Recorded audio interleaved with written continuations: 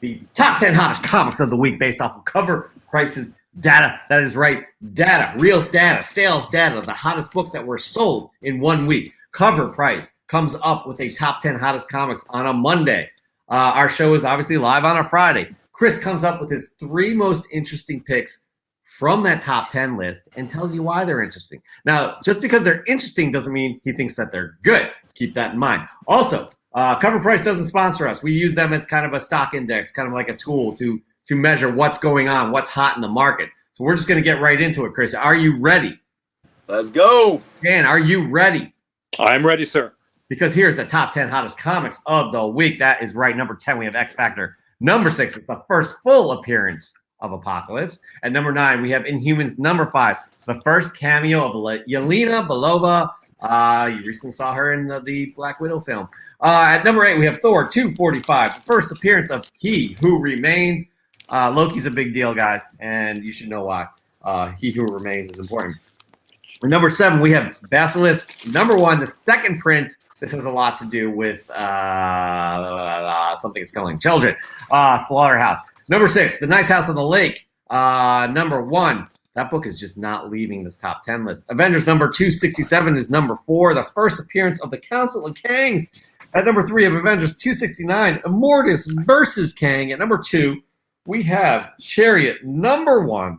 And at number 1, we have Avengers number 2. I'm just happy, guys, that we do not have X Factor number 10 on this list this week.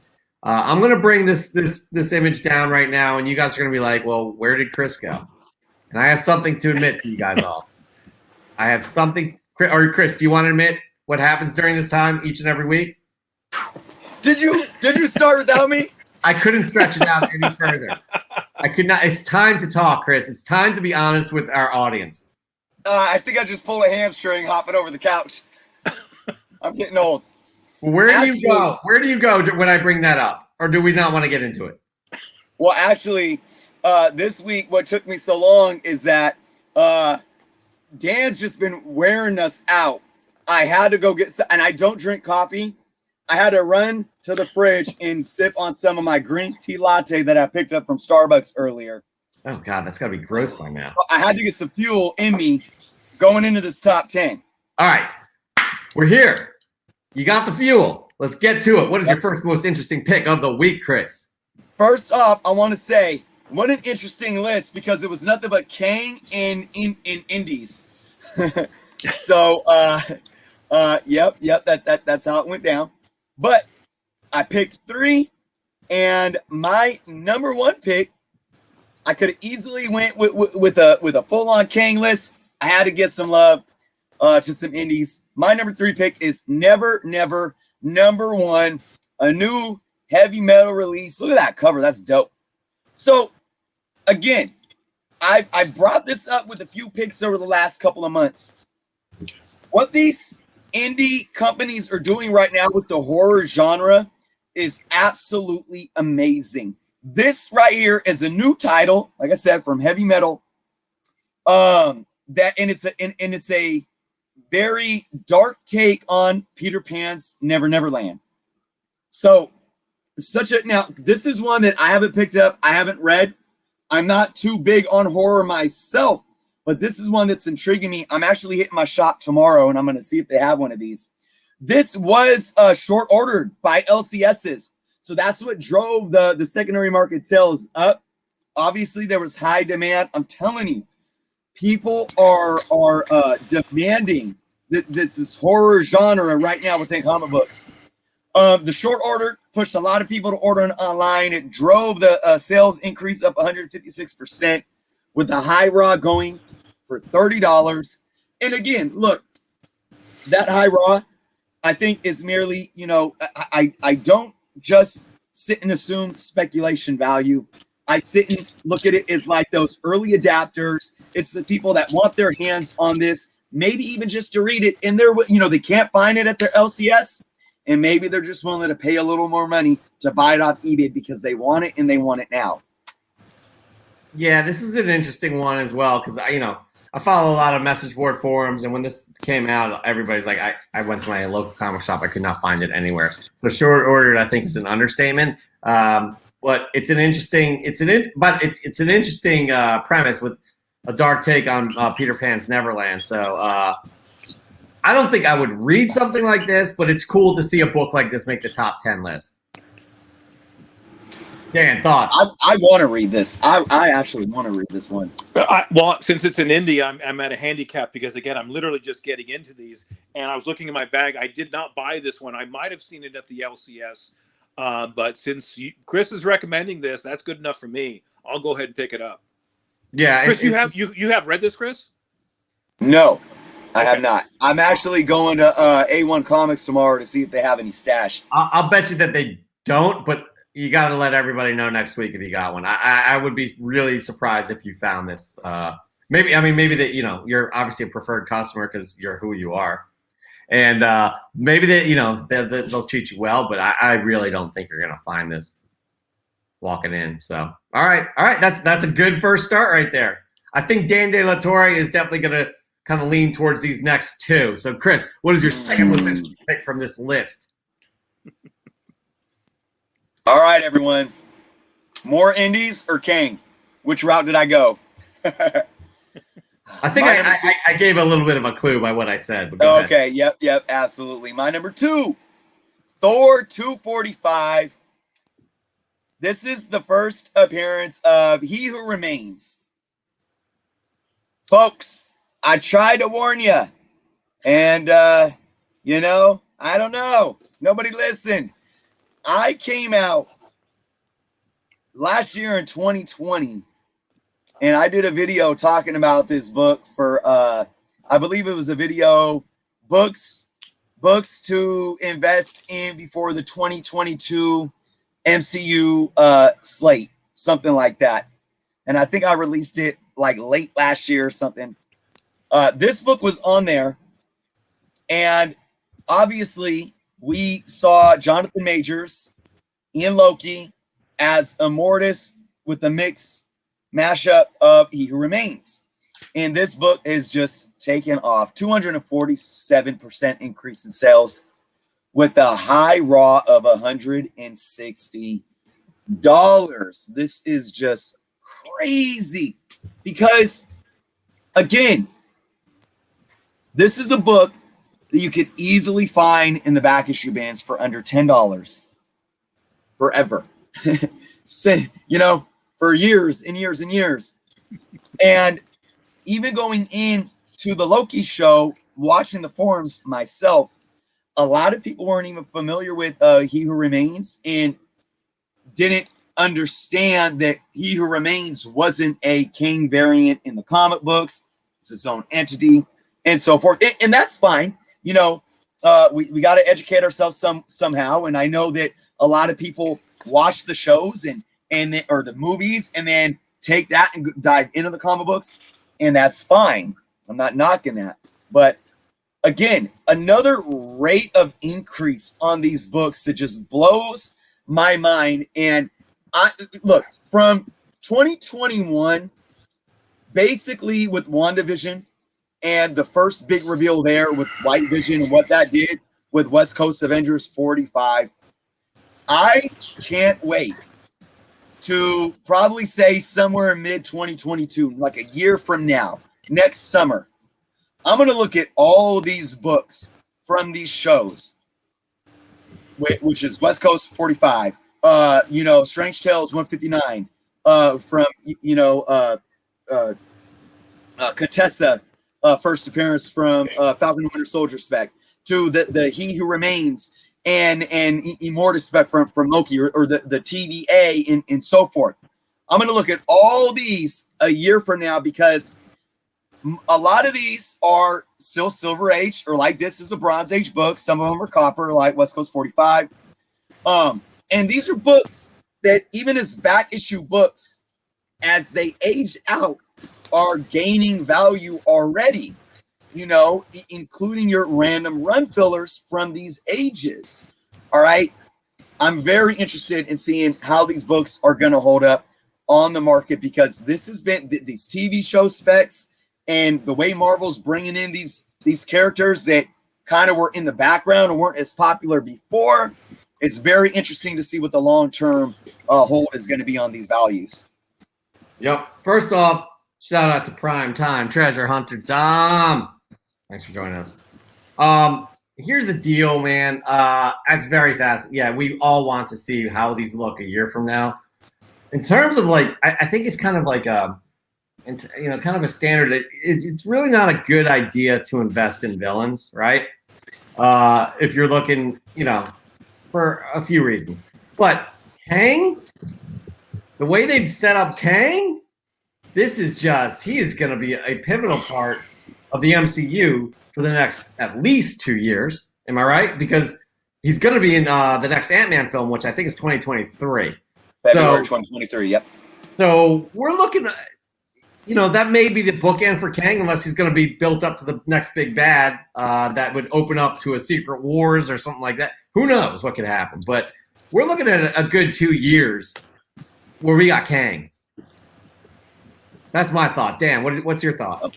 Well, a couple things. One is the luxury of being an older collector, and I buy, I don't sell.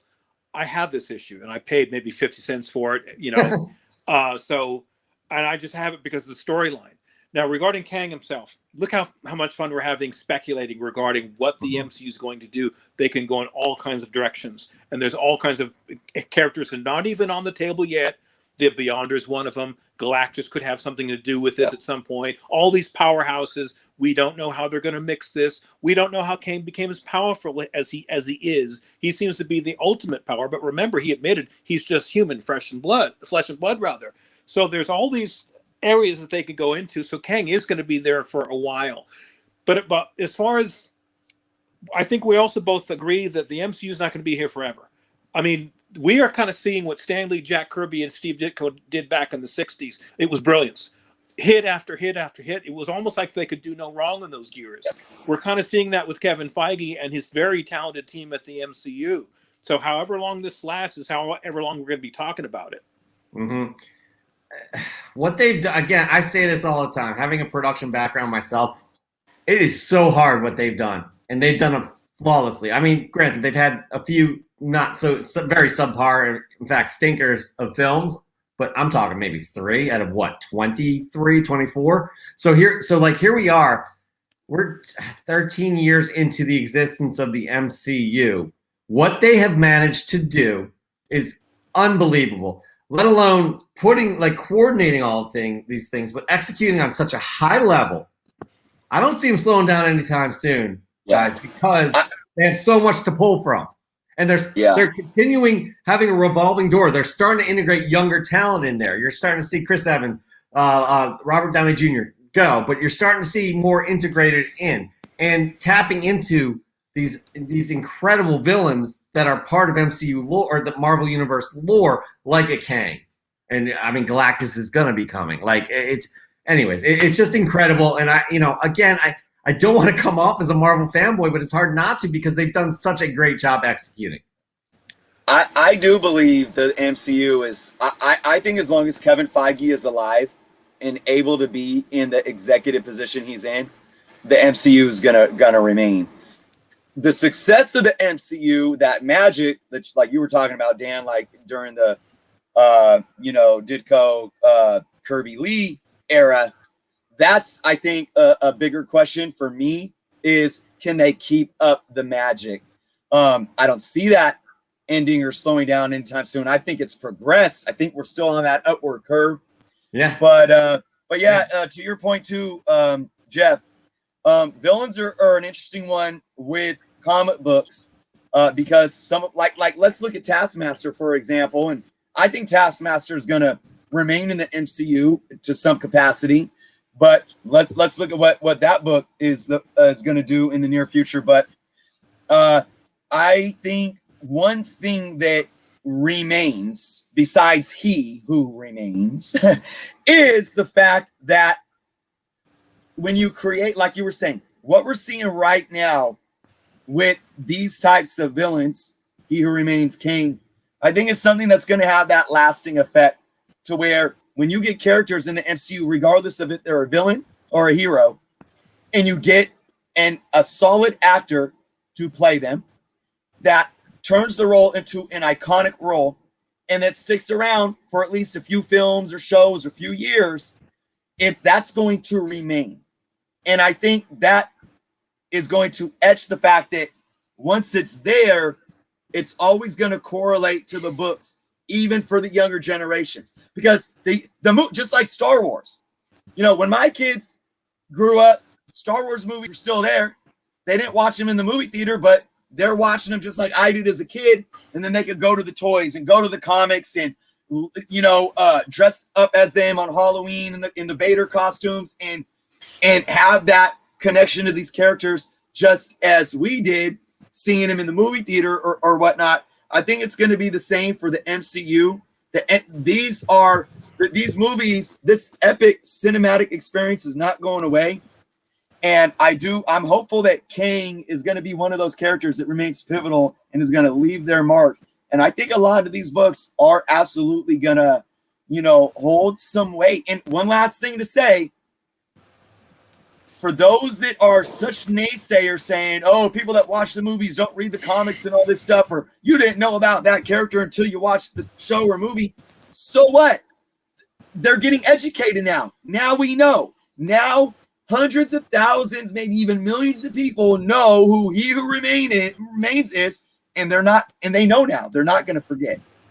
When Disney bought Marvel, I've said this before, it'll go down in history as the greatest purchase in entertainment history. With that purchase, they literally bought over 80 years of storyline. What's behind me are scripts, and the scripts and the stories are beautifully interwoven with each other. Marvel did a fantastic job with that. I don't know if that's true in DC, since I didn't read DC. It was a money thing. I didn't have money to buy them. I understand that they don't. They're more ensemble kind of, you know, individual stories. They don't interlink like the Marvel stories. So as long as you have someone as talented as the Feige team, this is going to be decades and decades of incredible entertainment. That's fact. However, there's one thing we need to kind of be aware of too. There's one thing that we take for granted that we don't think of. We may hit a point, that we may hit a point of superhero fatigue.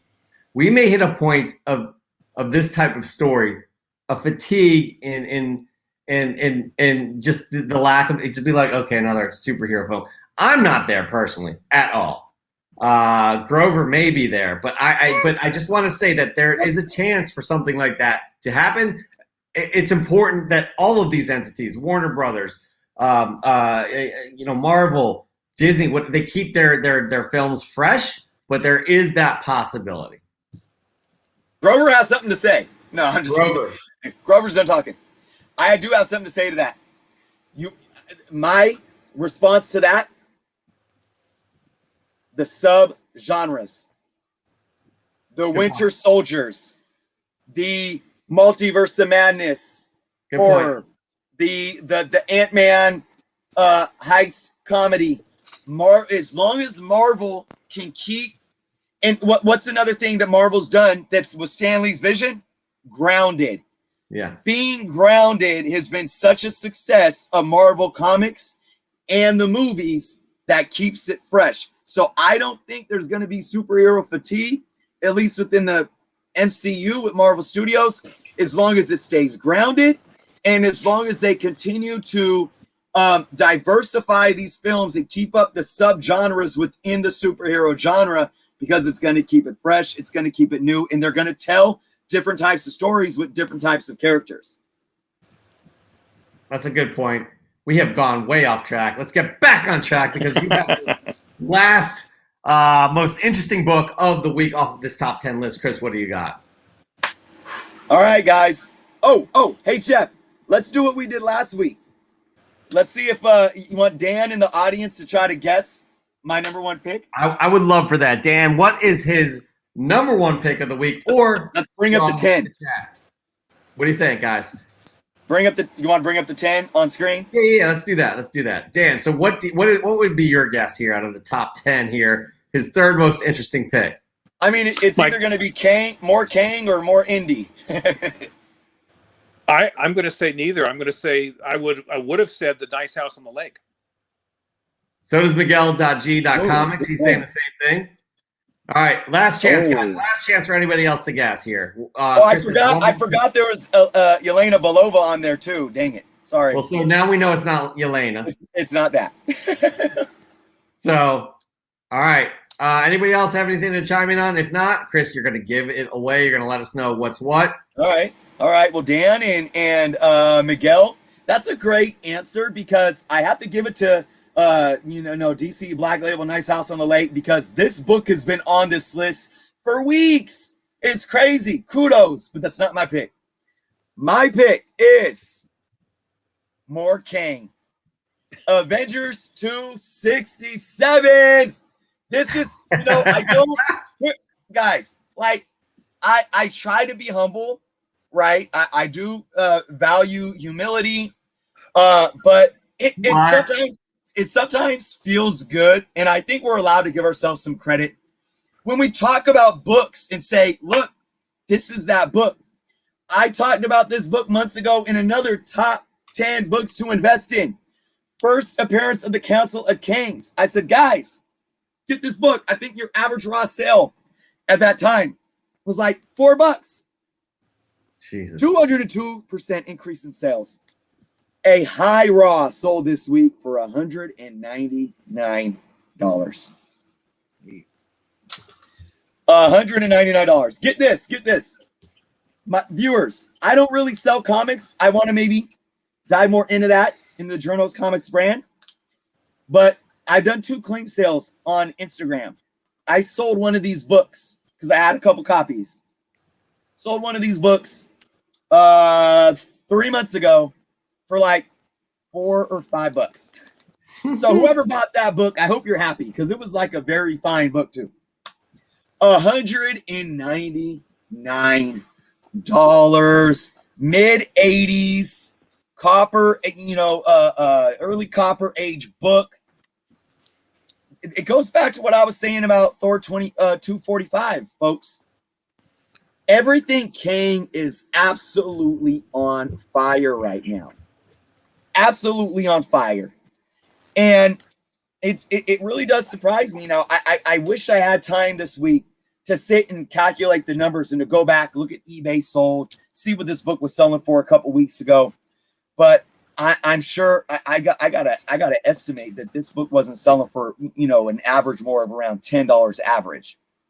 It's absolutely nuts, the fire that Kang has brought. But I mean, well deserved. Kang is such a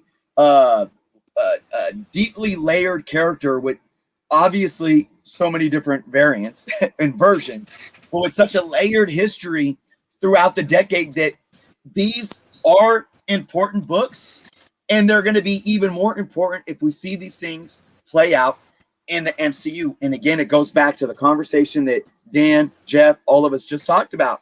This is a character that is going to hang out a while, hopefully, in the MCU. We don't know if they're going to be the next Thanos. And there's a lot there to flesh out, though, and Marvel Studios can absolutely take its time to do so. Look at the factors, the multiverse. We already saw Immortus / He Who Remains as a variant. We know it's setting up Kang Prime, right? I have a feeling we're going to see Ramatut, and there's just it's absolutely endless, and this can spread out amongst years. The Council of the Kang, the Kang War. These are absolutely things that can happen that we're already seeing, not necessarily Easter eggs, but, variables there that could absolutely lead into these things. So again, for me, I'm going to look back on this book as well another year from now and see how this book is doing on the market, because it's just absolutely amazing that these books are soaring in raw. These are raw copies. A crazy thing. We didn't even have sales data of both Thor 245 or Avengers 267. Why? Because these books weren't even looked at that much to be sent off to CGC or CBCS before last week. And now we're probably not going to see, even if people are fast tracking them, people are sending off their copies, especially, resellers. They're sending off their copies right now to get graded. It might be like 6 months before we see any of them come back on the market. We'll see what's going on then. But again, I mean, these are raw books that are doing this. Let's actually, another factor thing to factor in too. Let's see how many people are actually going to hold these books. Yeah. Or if in the next coming weeks, we're going to see more flooding the market. Mhm. Because if more come on in the market, that could give way of the price a little bit. But if people are holding, which we know a lot of people are doing now, people think that, oh, everybody in the hobby is just flippers and stuff. More and more people are holding on to these books. So really interesting list this week. 100%. By the way, I just want to give a shout out to Roger Levesque. Just finished his Terrificon preview show. We got to check that out ourselves. Awesome. But hey, man, how's it going? We are happy to see you, and we have to check out your preview show. Everybody follow, by the way, everybody follow Three Men in a Basement. Link is below. They put out some great stuff. All right, yeah, Chris, absolutely fascinating what this book has done. Absolutely fascinating about the Kang effect. And I honestly, sometimes I think that some of these characters and storylines are too complicated for the mainstream to pick up, and I'm just proven wrong. First time I really thought that was Into the Spider-Verse, Academy Award-winning film. Now I'm seeing with Kang, it's like, honestly, I have high hopes for the mainstream and what their retention can be, what their interest is. And I'm really excited about this. Dan. I swear, I'm not bragging when I say this. I bought that for 75 cents off the rack when it was new. It's the benefits of being an old collector. And I haven't sold it. I've read it again. I think that is going to be a very, very expensive book, especially if they expand on what Kang was describing in episode 6. That set the stage for all sorts of other things. And I've seen this kind of story before where Kang, Immortus, whatever you want to call him, sits and tells the two Lokis, I'm exhausted. He's been, I don't know how old he's, millions of years old. He's had to fight off all infinite number of Kangs because it's this incredible struggle for power. The last time I saw this kind of storyline as a Star Trek guy, Star Trek Voyager had an episode called Death Wish, and it described the continuum from Q. One of the Qs, who calls himself Quinn, they described the continuum that they have evolved and evolved and evolved, and they got to a point where they were omnipotent. They could do anything, and they explored the entire universe. And then the saddest thing ever happened. They succeeded, and they learned everything about everything. And then they faced centuries of stagnation. And this one Q says, "I'm exhausted. I want to die." And he gets on some very, very deep issues here. This story kind of reminds me of that. We can only imagine what this character has gone through. And also, Ron, we also talk about Sophie and what she did. Did she do the right thing? Did Kang kind of like manipulate her into killing him because he wanted out? Or is something, now she's been ahead of our Loki in every step of the way. She's been right on everything, including dealing with what's the name of the character? Elias. She handled him she made it look easy. Maybe she knows something we don't. I'm beginning to think that's true. So we will have to wait, sadly, about a year or so till season 2 comes out. But this is going to cascade into all kinds of other directions. I mean, it's definitely a change in the MCU. It's opened up. It's opened up endless possibilities, it's incredible what they can do now.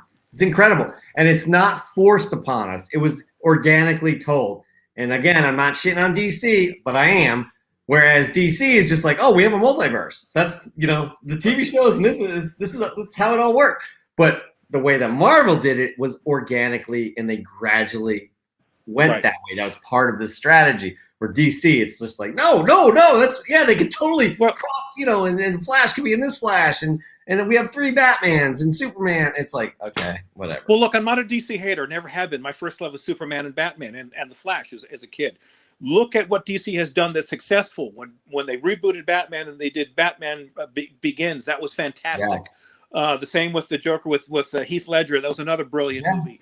What was it? The first Superman with Henry Cavill. He's the best Superman they have. It's a difficult role, but he's the only one who's pulled this off. They're stupid to get rid of him. Oh God! And also look at their animated series here. Not the Super Friends. Justice League. Justice League, the animated series, holds up to this day. It's an incredible run. Same with Teen Titans. The Teen Titans was an excellent animated series. DC has a lot to offer. What's missing is the Kevin Feige element. There's no talented management, people at the top. they're making the wrong decisions. Either they start over, or someone like Disney buys them and sets up their own division, which they could. And they would, because there's money in it. There's a ton of money if you put the right people behind these incredibly talented characters. Preaching to the choir is what you're doing right now, Dan. Like, we believe in these characters. We want to see these characters succeed. They have not done that. They have not executed because they have not allowed their creators to create. They have not. I may be out of line here by saying this, but it feels like a situation where the people making decisions think that they're the smartest people in the room. It's ego. The ego's at this. It's either the suits or the direct. Who knows what it is? But someone needs to get out of the way and let these characters be who they are. Mm-hmm. Yeah, it's infuriating, to be honest, and that's why I'm so passionate. And Chris and I both criticize Warner Brothers and what they've done so far, because we're passionate about these characters, we're passionate about the industry, and we want to see these characters and these properties and entities succeed, just as we loved reading them growing up. I read DC growing up. I absolutely read DC. I mean, my first introduction to a comic book movie was Christopher Reeve as Superman. So, anyway. Let me throw out a quick spec. We'll take just a second here. Hold on. The DC. Does it have to do with the top 10 hottest comics of the week? Because if it doesn't, I'm ending. Oh, I'm sorry. No. Yeah, no, it doesn't. No, it doesn't. And right there is our top 10 hottest comics of the week. We have a brand new list next week, and Chris will pick his 3 most interesting books from that list.